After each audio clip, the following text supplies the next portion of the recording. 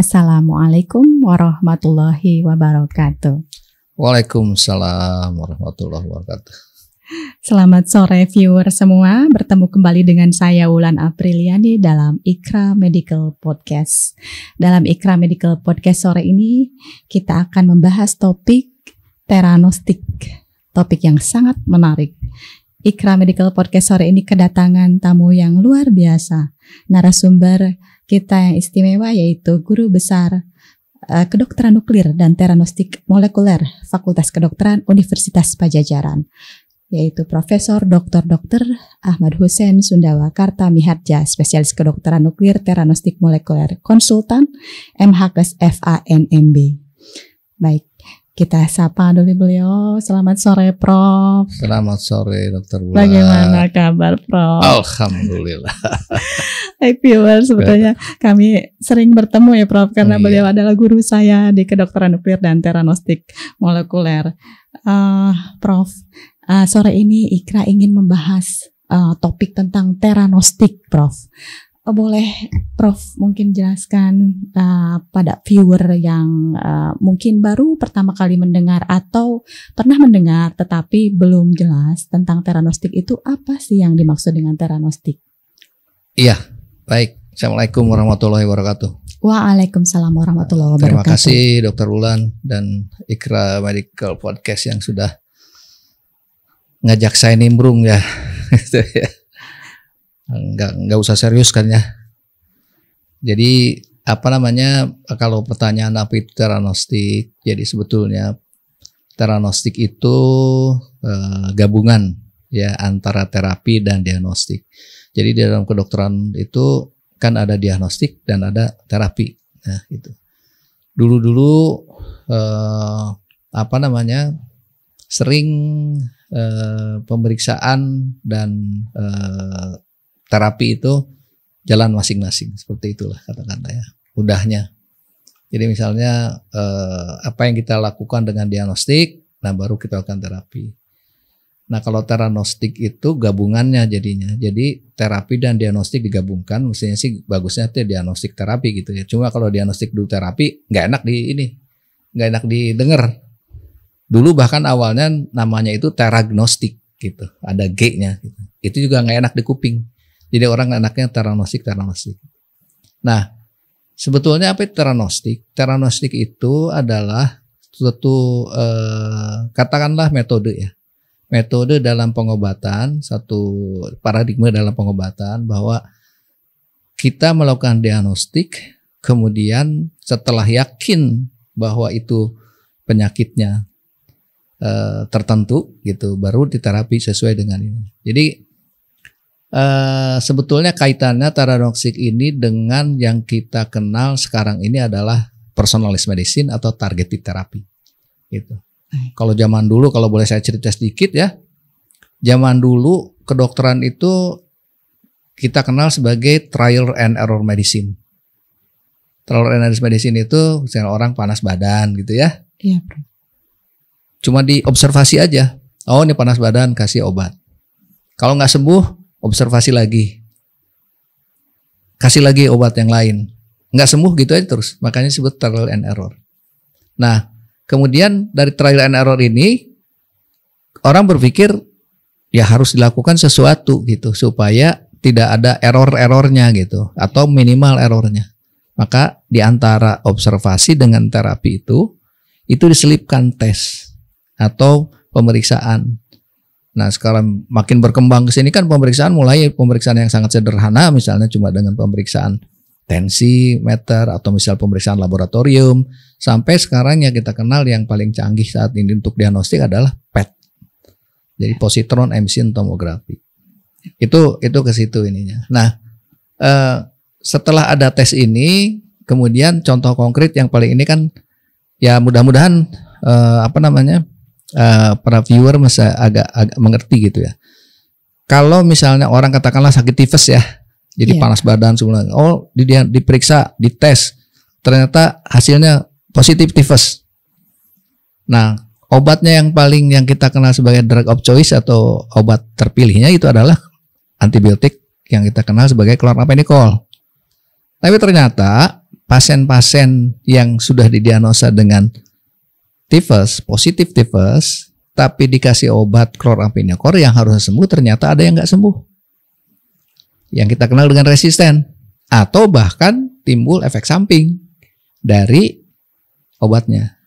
Nah, oleh karena itu maka kemudian paradigmanya berubah lagi. Yang tadinya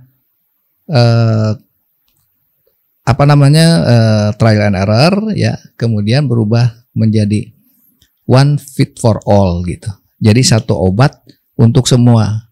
Dalam arti kata tadi misalnya semua orang yang tifoid kasih obatnya itu, tapi ternyata tidak gitu. Nah, kemudian akhirnya berpikir kalau begitu, walaupun dia penyakit tifoid, dia harus melakukan sebagai orang itu sendiri atau personalized. Maka kita kenal sebagai personalized medicine. Nah, personalized medicine ini targeted terapi akhirnya ke sana. Nah, disitulah yang namanya theranostic berperan. Oke. Ya, gitu. Itu ininya yang namanya theranostic ya. Gitu. Luar biasa. Jadi kemajuan ilmu kedokteran, ya, perubahan dunia kedokteran itu dari zaman dulu yang trial and error, kemudian sampai sekarang menunjukkan kemajuannya lewat yang disebut dengan personalized medicine. Itu terkait sekali dengan theranostic tadi ya Prof ya, di mana terapi dan diagnostik itu bisa dilakukan bersamaan ya Prof ya, dan sangat personalized gitu ya Prof ya. Tidak trial and error, tidak satu untuk semua gitu Prof ya. Baik, luar biasa. Prof, kapan sih theranostik di dunia kedokteran ini dimulai? Theranostik istilahnya ya. Istilah theranostik mungkin ya kurang lebih 15 tahun belakang baru mulai muncul istilah theranostik. Istilahnya. Padahal sebetulnya kalau di kedokteran nuklir, theranostik itu sudah berjalan sejak dimulainya teknologi nuklir ya untuk pengobatan. Itu tahun 40-an. Baik. Ya. Tahun 1940 ya. Tahun 1940 itu Hershey gitu yang dia memberikan pengobatan hipertiroid menggunakan yodium-131. Nah, itu sebetulnya konsep yang awal dari theranostik. Cuma waktu itu nggak dikenal. Karena di dalam pengobatan hipertiroid contohnya ya, paratiroid, kalau kita lihat ada pasien tadi dengan keluhannya ya seperti orang kelebihan hormon tiroid ya, ada debar-debar, ada kemudian ada tremor gitu, berat badan turun terus walaupun makannya banyak. Dan diperiksa kadar hormonnya, ternyata kadar hormonnya meningkat, tinggi. Nah, kemudian kalau kita sampai batas itu saja, maka kita sampai di ke hipertiroid saja. Tapi sebetulnya itu bisa aja kalau dilihat dengan teknik kedokteran nuklir, itu kita bisa lihat apakah dia itu menangkap yodium, ya, atau dia tidak menangkap yodium. Gejala klinisnya sama, kadar hormonnya sama. Tapi sebetulnya dia itu begitu kita cek yang kita kenal dengan yodium uptake, ternyata yang satu bisa ngambil yodiumnya, yang satu enggak. Nah, kalau yang kemudian menangkap yodium, maka kita bisa berikan obat yodium. Tapi kalau tidak, enggak boleh. Nah, itulah yang disebut tadi, bahwa itu sudah personalized. Dan istilahnya lagi, makanya kita kenal dengan see and treat. Nah, jadi kalau misalnya ini pasien hipertiroid, diperiksa dengan kedokteran nuklir menggunakan kita kenal dengan CD cleanser tiroid. Kalau dia terlihat, maka kita bisa obati dengan yodium. Dia nangkap yodium, berarti dia kasih yodium obatnya. Tapi kalau diperiksa dengan CD cleanser tiroid ternyata tidak menangkap radioaktif, tidak menangkap yodium, berarti tidak bisa diberikan. Jadi see and treat. Jadi treat what you see. Gitu ya, jadi boleh obati dengan itu. Nah, yodium pertama untuk itu diagnostiknya, yodium berikutnya adalah terapinya. Itulah konsep yang paling mudah untuk di ini apa namanya di mengerti barangkali. Untuk menjelaskan theranostik ya Prof ya. Ya, jadi sesuai yang Prof jelaskan tadi, jadi salah satu modalitas terapi dan diagnostik dalam theranostik di kedokteran nuklir adalah pengobatan pasien hipertiroid ya Prof, di mana kita melakukan pemeriksaan yang personalized sekaligus pengobatan dengan yodium radioaktif. Baik Prof, Prof Husein sebagai yang mengawali kedokteran nuklir di Indonesia di awal-awal tahun yang waktu itu, bagaimana Prof perjuangannya? Bisa diceritakan tahun berapa mulainya Prof, kemudian awalnya di mana, di center mana begitu Prof? Ya. Kalau bicara sejarah kedokteran nuklir, sebetulnya pelayanan kedokteran nuklir dimulai sejak reaktor nuklir ya di Taman Sari, di sebelahnya kebun binatang itu di Taman Sari, itu reaktor pertama. Reaktor riset pertama itu masih diresmikan oleh Presiden Soekarno. Nah, setelah itu adalah mulai pelayanan kedokteran nuklir, masih tetap awalnya di Batan dulu, namanya Batan. Atau sebelumnya disebutnya PRAB, ya Pusat Reaktor Atom Bandung. Nah, kemudian karena ini pelayanan kesehatan, nggak boleh kan, harus di rumah sakit, maka pindahlah ke Hasan Sadikin.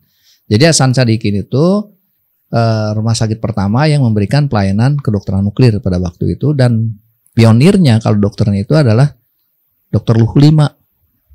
Dia seorang spesialis obgyn sebetulnya, gitu ya.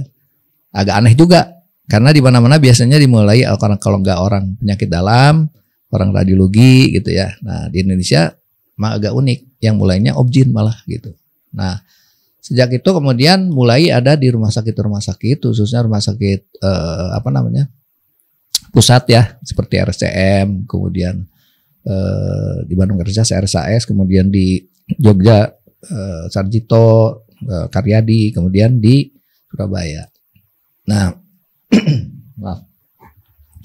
perkembangan berikutnya itu memang perjuangan yang cukup menantang dan cukup melelahkan gitu. Saya itu bukan orang pertama, tapi saya ini membantu almarhum Prof. Johan. Beliau sebetulnya yang lebih banyak kontribusi untuk pengembangan kedokteran nuklir di Indonesia. Dan saya beruntung bisa mendampingi beliau, dan karena peranannya yang sangat signifikan dalam pengembangan kedokteran nuklir Indonesia, beliau kita sepakat diangkat menjadi Bapak Kedokteran Nuklir Indonesia gitu. Nah, saya mah cuma penerus. Saya mendamping beliau dan saya cuma penerus saja. Nah, dalam kembangannya ke sini memang agak sulit ya, karena awal-awalnya tidak dikenal spesialisnya gitu ya. Bahkan teman saya bilang kalau saya waktu itu masuk ke kedokteran nuklir, dibilangnya saya tuh gila. Ngapain masuk ke kedokteran nuklir, nggak kenal orang, bukan spesialis segala macam. Tapi ya mungkin itu jalan Allah, dan saya bersyukur malah ngambil ke situ gitu ya. Jadi saya bisa berperan lebih banyak di situ ininya. Dan kembali dalam perkembangan berikutnya adalah satu fenomena yang sangat pesat pada waktu itu. Yang pertama kali itu pada saat Batan waktu itu masih bisa memberikan bantuan alat. Beberapa rumah sakit, 7 rumah sakit di Indonesia diberikan alat bantuan. Tapi sejak itu nggak ada lagi perkembangannya. Jadi bahkan pada satu saat bukannya bertambah rumah sakit yang melakukan pelayanan kedokteran nuklir, bahkan berkurang. Karena apa? Karena tidak ada pengembangan, kemudian alat rusak, rumah sakit tidak mau beli, ya sudah berhenti. Beberapa rumah sakit seperti itu. Tapi mulai tahun 2022 kemarin, itu suatu berkah untuk orang-orang kedokteran nuklir. Ada program yang kita kenal dengan transformasi kesehatan. Di situ kan menyangkut 3 KJSU itu ya. Yeah. Jadi yang kaitan dengan onkologi, jantung, ya stroke, dan kemudian untuk urologi. Nah, secara tidak langsung untuk onkologi itu bisa disebutkan kalau ada onkologi center harus ada kedokteran nuklirnya. Betul. Nah, itulah yang kemudian menjadikan satu momen yang sangat bagus untuk perkembangan kedokteran nuklir. Dan dulu kita kebingungan nyari orang untuk menempatkan di rumah sakit yang punya kedokteran nuklir. Sekarang kita kebingungan mencari orang untuk menempatkan. Kalau dulu susah mencari tempat yang lulusan kedokteran nuklir, kalau sekarang susah cari orang untuk mendapatkan rumah sakit karena program pemerintah itu yang kan. Banyak, betul. Banyak center yang dibuka baru dan kemudian yang akan dibuka secepatnya ya Prof ya. Betul. Prof, terkait dengan kedokteran nuklir dan teranostik molekuler tadi, selain teranostik yang modalitasnya tadi dengan yodium, ada lagi pemeriksaan lain di kedokteran nuklir yang memang sangat banyak, itu boleh dijelaskan Prof? Ya, jadi justru berkembangnya atau apa dalam tanda kutip populer lah ya, populernya istilah teranostik itu adalah pada saat kemudian pengembangan di kedokteran nuklir khususnya di onkologi. Contoh misalnya yang sekarang mulai banyak itu adalah pengobatan prostat cancer. Jadi pasien dengan prostat cancer terutama yang sudah kemudian tidak bisa diobati dengan konvensional lah katakan seperti itu ya, misalnya mau dengan kemo atau dengan hormon dan itu masih kembang, maka kita bisa menggunakan teknik kedokteran nuklir teranostik dalam bidang kedokteran nuklir untuk pengobatan prostat cancer. Apa yang kita lakukan? Kita lakukan tadi diagnostiknya dulu. Pastikan walaupun dia sudah PA-nya itu adalah jelas satu cancer, tapi kita cek dulu. Kita menggunakan gallium namanya, radioaktifnya gallium yang digabungkan dengan PSMA. Ya, PSMA ini semacam antibody ya. Terhadap PSA di dalam dinding sel kanker. Nah, kalau kita gunakan gallium 68 PSMA atau bisa juga menggunakan fluor 18 PSMA, kalau kita scan ternyata positif, berarti kita bisa C gitu. Nah, kalau kita bisa melihat itu, maka kemudian yang namanya gallium 68 tadi kita ganti dengan lutetium. Lutetium ini punya sinar beta yang energinya lebih tinggi, yang punya daya rusak terhadap sel kanker. Nah, jadi kita pada pasien itu kita berikan lutetium 117 PSMA. Itu teranostik di situ. See and treat. Kalau misalnya kita cek ternyata nggak kelihatan, nggak bisa. Contoh lagi adalah yang ini misalnya pasien dengan neuroendocrine tumor. Gitu ya, itu juga sama. Kita cek dulu, bukan hanya untuk melihat ada di mananya, untuk staging bisa juga. Tapi begitu kita lihat, berarti dia punya potensi untuk diobati dengan teknik kedokteran nuklir dengan teranostik tadi. Jadi prinsip dasarnya ada targeted terapi, see and treat. Itu konsepnya seperti itu. Luar biasa ya, bahwa ilmu Allah itu sangat luas Prof ya, dan Prof sebagai salah satu pionir di kedokteran nuklir, mudah-mudahan selalu ada dalam keberkahan. Amin. Mohon menularkan ilmunya kepada murid-muridnya, juga mengobati pasien-pasiennya. Prof, untuk saat ini center-center kedokteran nuklir dan teranostik molekuler itu ada di mana saja Prof? Ya, kita lihat per kota berarti ya, gitu ya, supaya lebih gampang. Kalau kita mulai dari ujung barat, berarti Medan. Ya, di Medan itu sekarang yang sudah berjalan adalah rumah sakit Ada Malik. Ada Malik itu rumah sakit pusat, salah satu yang mendapatkan prioritas nanti untuk mendapatkan PET. Sekarang masih belum, tapi salah satu akan mendapatkan PET juga. Nah, kemudian di mana? Ke arah timur lagi itu Padang. Di Padang sudah jalan tapi belum punya PET, juga sama seperti di Medan. Nah, kemudian dari situ masuk ke Lampung. Di Lampung sudah ada baru rumah sakit swasta, sudah baru memberikan pelayanan.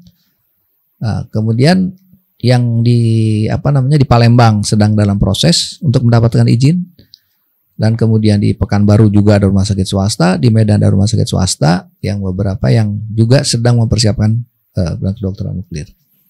Kalau masuk ke Jawa, yang paling banyak jelas di Jakarta. Di mana-mana kalau itu Jakarta yang paling banyak. Ya, walaupun pusat pendidikan kedokteran nuklir satu-satunya itu ada di Bandung, di RSAS. Tapi di Jakarta pelayanannya banyak. Jadi rumah sakit pemerintah itu di Jakarta, pertama RCM, Darmais, kemudian Fatmawati, kemudian Jantung Harapan Kita, ya itu rumah sakit pemerintah. Dan kemudian yang akan rumah sakit pemerintah juga yang akan mendapatkan fasilitas kedokteran nuklir itu rumah sakit Persahabatan dan rumah sakit otak, ya, rumah sakit otak. Tapi swastanya mulai banyak. Ada Gading Pluit, ada MRCCC, kemudian ada Suci, ya, ada Mandaya, gitu ya. Bahkan sekarang ada beberapa lagi yang sedang mempersiapkan untuk kedokteran nuklir. Di Bandung ada 2, satu di Rumah Sakit Hasan Sadikin sebagai memang yang awal-awalnya ada di kedokteran nuklir di Indonesia. Yang kedua di Rumah Sakit Santosa Kopo, yaitu Cancer Center.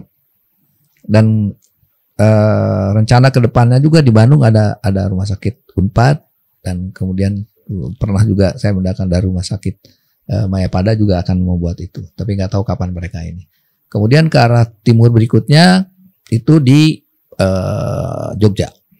Ya, Jogja sudah ada dan sudah akan mendapatkan fasilitas PET juga. Kemudian Karyadi juga sama. Kemudian di Rumah Sakit Indriati, rumah sakit swastanya di Jogja. Kemudian ke arah timur lagi Jawa Timur di Surabaya. Nah, Surabaya sudah memberikan pelayanan Rumah Sakit Sutomo, tapi sekarang sedang mempersiapkan juga rumah sakit pusat yang orang istilahnya sih menjaga 3 in 1 gitu. Karena ininya kekhususannya itu untuk tadi KJSU, ke jantung, onkologi, stroke, ya, dan urologi. Kemudian Bali, ya, Bali itu yang sudah jalan di Bali Mandara, rumah sakit umum daerahnya, dan ada rumah sakit Bali International Hospital juga sedang mempersiapkan untuk memberikan pelayanan. Mungkin sebentar lagi bisa berjalan. Dan kemudian keluar Pulau Jawa selain Bali adalah di Sulawesi. Itu sedang dalam proses, belum bulan ini. Tapi yang sudah jalan itu ada sebetulnya di Rumah Sakit Kando. Ya, Rumah Sakit Kando di Kalimantan, Rumah Sakit AWS, Awang Sahrani. Ya. Yang Abdul Wahab Sahrani, ya. Ya. Nah, di situ adanya. Dan beberapa yang akan ini beberapa rumah sakit umum pusat itu akan difasilitasi oleh Kemenkes, termasuk rumah sakit umum provinsi ya daerah, itu juga akan mendapatkan pelayanan kedokteran nuklir. Jadi banyak, dan memang menjadi tantangan buat kita ini adalah bagaimana mempersiapkan SDM. Kalau beli alat asal punya duit selesai, ya kan? Tapi kalau SDM kan kita butuh waktu, nggak cukup biaya, kita butuh waktu. Nah, ini yang menjadi tantangan buat kita.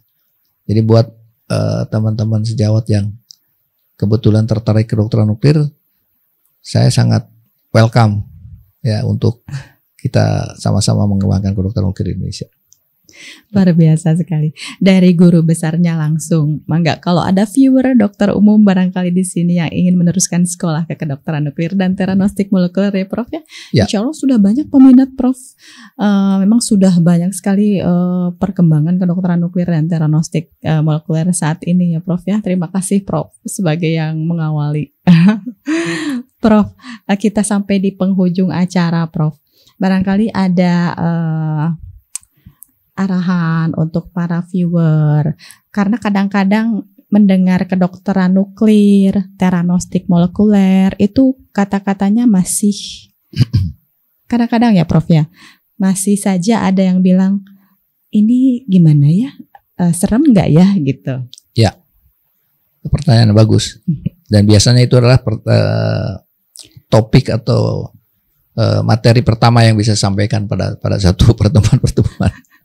Karena biasanya kalau orang itu dengar kedokteran nuklir, maka mindsetnya adalah Hiroshima Nagasaki, bom atom, Chernobyl, kecelakaan reaktor nuklir di Chernobyl di Ukraina. Kemudian yang terakhir yang juga fenomenal itu adalah Fukushima. Itu yang dua terakhir itu karena kita sebut sebagai kecelakaan. Pertama, yang Chernobyl katanya kecelakaan human error, ya. Kemudian yang di Fukushima itu bencana alam. Nah, perbuatan manusia yang jahat, ya bom atom itu yang bukan rusak. Nah, karena itulah maka orang kalau bicara kedokteran nuklir, kata-kata nuklir, maka itu dalam bayangan mereka seperti itu. Sehingga mereka takut. Katanya nanti bisa jadi kanker. Katanya nanti bisa mandul. Ya. Katanya bisa jadi leukemia dan udahlah banyak ketakutan ini. Memang awal-awalnya orang juga takut seperti itu ya. Tapi belajar dari Chernobyl, belajar dari bom atom nuklir, kita bicara nuklir itu sebetulnya seperti kita bicara api, ya.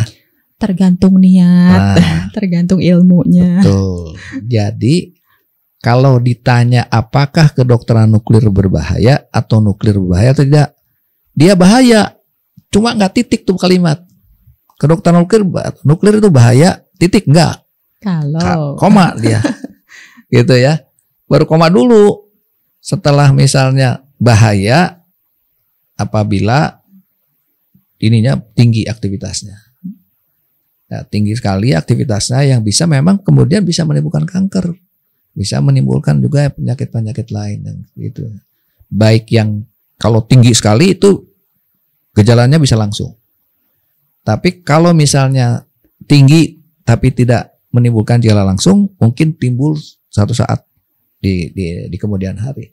Tapi kalau kita bicara kedokteran nuklir, itu dosisnya kecil. Jadi kalau saya mengatakan misal kalau begitu aman tuh, enggak juga gitu. Aman itu koma ya kalau dosisnya kecil.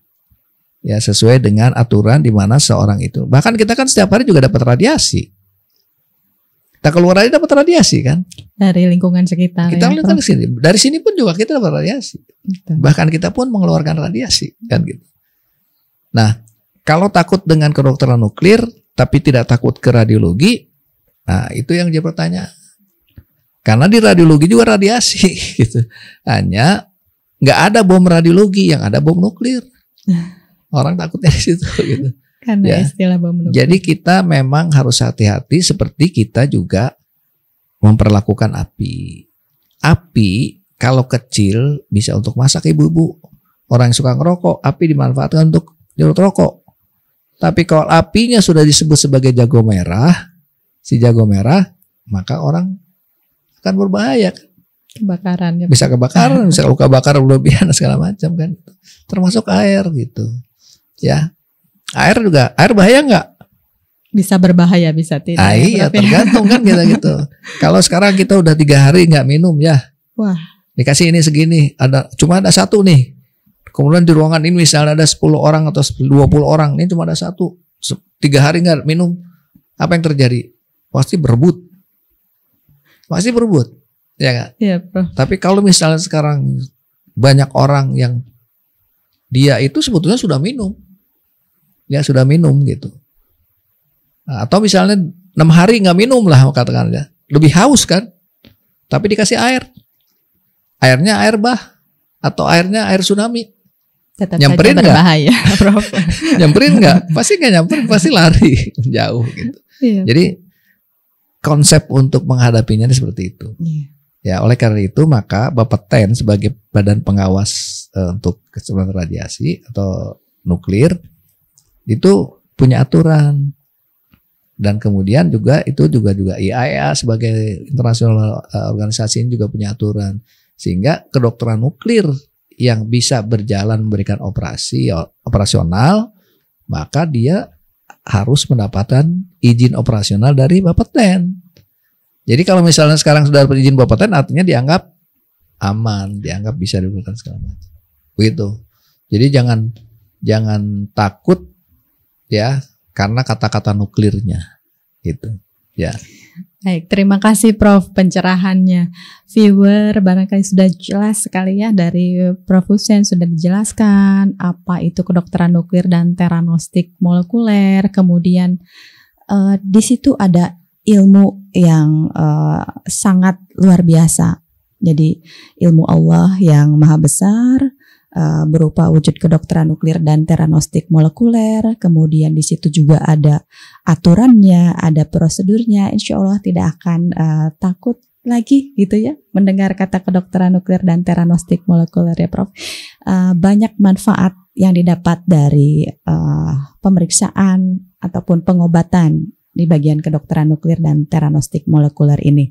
Insya Allah semoga bermanfaat ya. Prof Husein juga semoga aktivitasnya selalu berkah ya. Amin. Sehat selalu ya Prof ya. Amin. Terima kasih sudah share ilmu ya Prof. Bahkan setiap hari Prof Husein selalu menurunkan ilmunya kepada kami semua. Mungkin demikian Prof, sore ini kita akhiri podcastnya. Terima kasih viewer, semoga bermanfaat. Insya Allah bertemu kembali pada Ikra Medical Podcast berikutnya. Assalamualaikum warahmatullahi wabarakatuh. Waalaikumsalam warahmatullahi wabarakatuh. Terima kasih Dr. Bulan.